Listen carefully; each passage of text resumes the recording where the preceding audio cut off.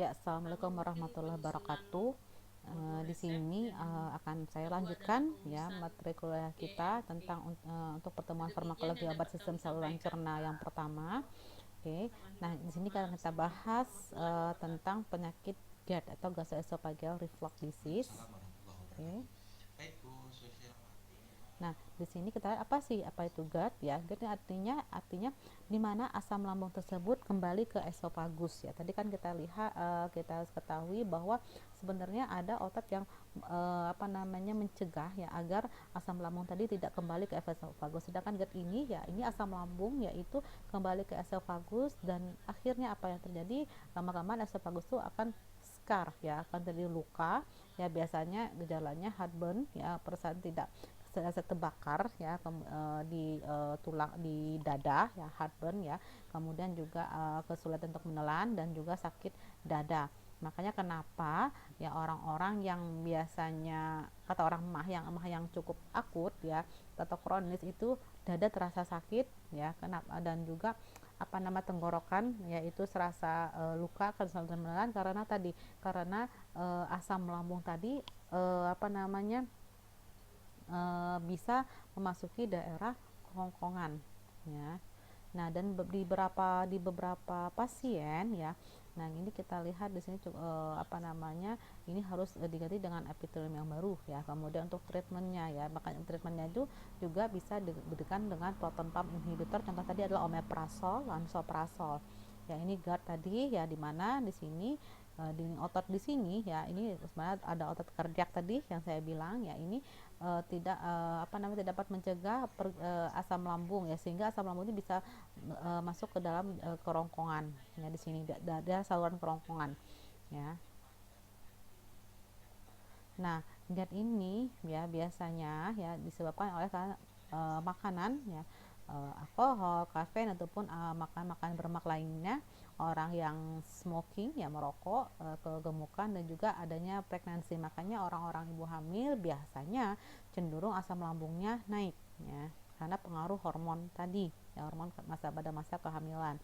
Nah, di sini ya kita lihat makanan dan juga pengobatan yang bisa memperparah gejala GERD tadi ya untuk makanan yang berlemak, kemudian juga coklat, kopi, bawang putih ataupun bawang merah dan juga merica ya. Itu obat-obatan yang bisa menyebabkan penyakit GERD ini adalah golongan barbiturat, antikolinerik, kafein. Nah, ini beberapa obat yang dapat menurunkan tekanan sphincter ya pada esofagus dan juga ini yang dia secara langsung ya makanan kalau ini tadi yang menurunkan tekanan sehingga makanan tadi sehingga asam lambung pergi ke kerongkongan. Kemudian kalau yang makanan seperti spicy food, orange juice atau tomato juice ataupun kopi ini bisa membuat memberikan mukosa dapat menyebabkan mukosa esofagus tadi secara langsung terjadi iritasi ya seperti makanan-makanan spicy yang pedas ya orange, tomat dan juga obat-obatan yang biasanya menyebabkan mukosa tadi teriritasi adalah golongan aspirin, NSAID, juga zat besi. Nah, ini beberapa pengobatan yang dapat menyebabkan iritasi pada mukosa kerongkongan. Dan kita lanjutkan tadi peptic ulcer disease ya ada benign dan ada malignan ya. Kalau misalnya benign ini peptic ulcer disease ini biasanya produksi asam lambung itu normal tetapi barier atau pelindung mukosa tadi cukup lemah ya sehingga dia tidak bisa melindungi dinding lambung tadi dengan maksimal. Sedang malignan peptic ulcer ini sekresi asam lambung itu sangat parah sekali sehingga menyebabkan terjadinya kerusakan pada barier mukosa tadi ya pada lapisan mukosa lambung. Itu bedanya benign dan malignant peptic ulcer disease. Nah, patogenesisnya peptic ulcer biasanya di sini ada yang membuat dia agresif tadi adalah obat-obatan NSAID, kortikosteroid, asap rokok, atau juga infeksi bakteri Helicobacter pylori ataupun bisa terjadinya ketidakseimbangan ya pada mukosa gastroduodenal ya pertahanan ini dan juga adanya faktor agresif ini.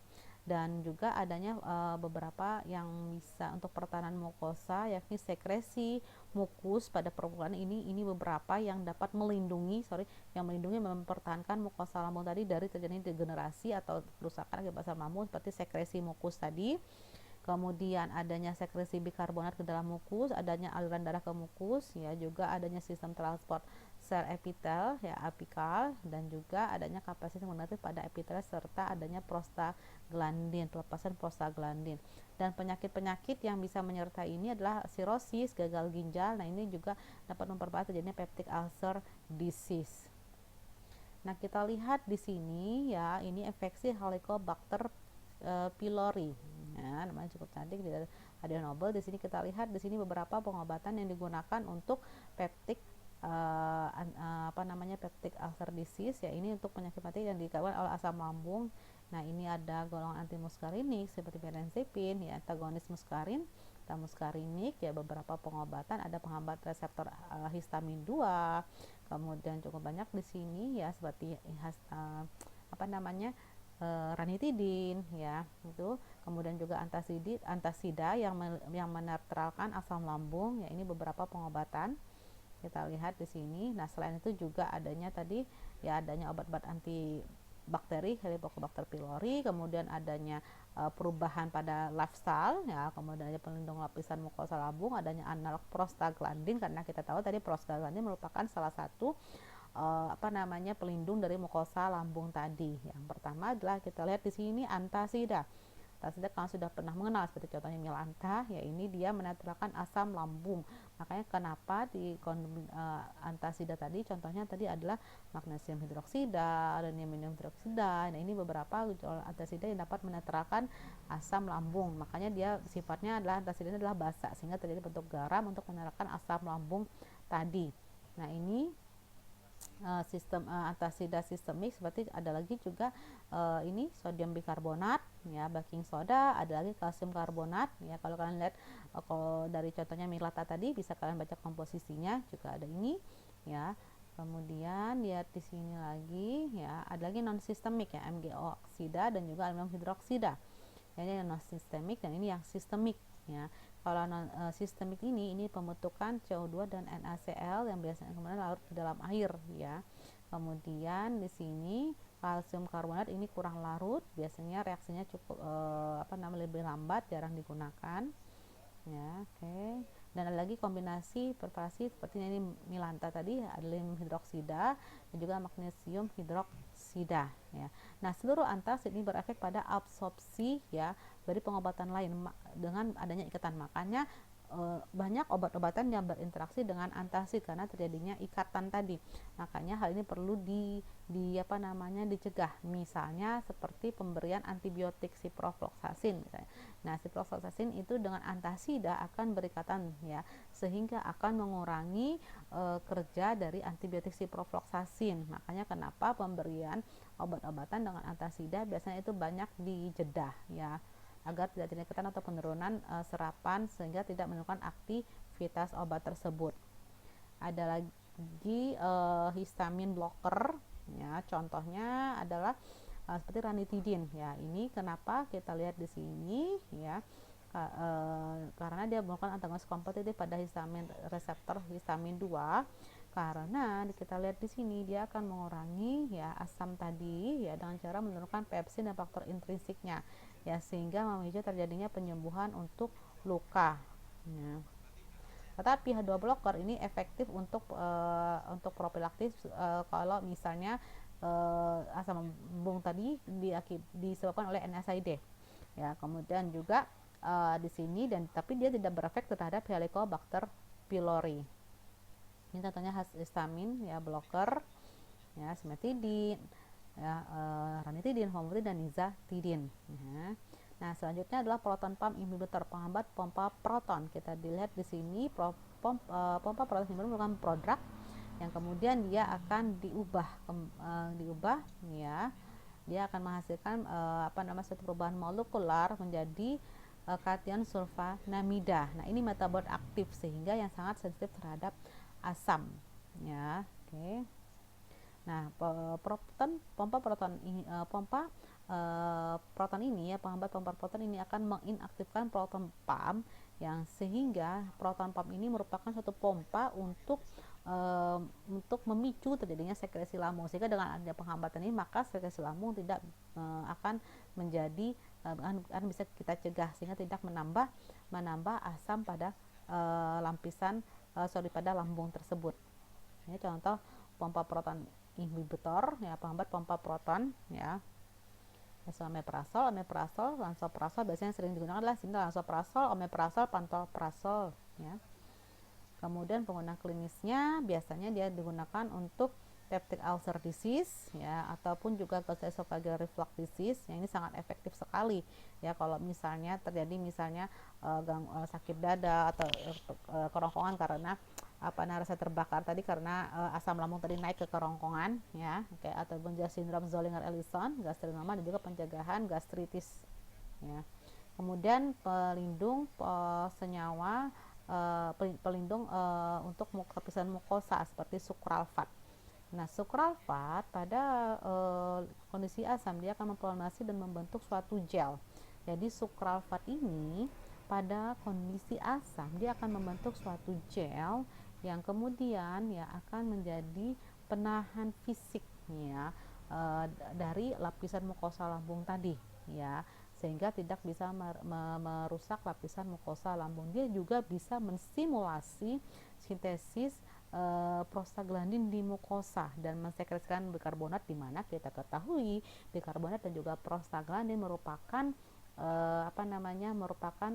pelindung dari mukosa lambung. Biasanya sukralfat diberikan secara oral. Nah, ada lagi pelindung lapisan mukosa itu seperti bismut koloid ya, bismut subsitrat ya.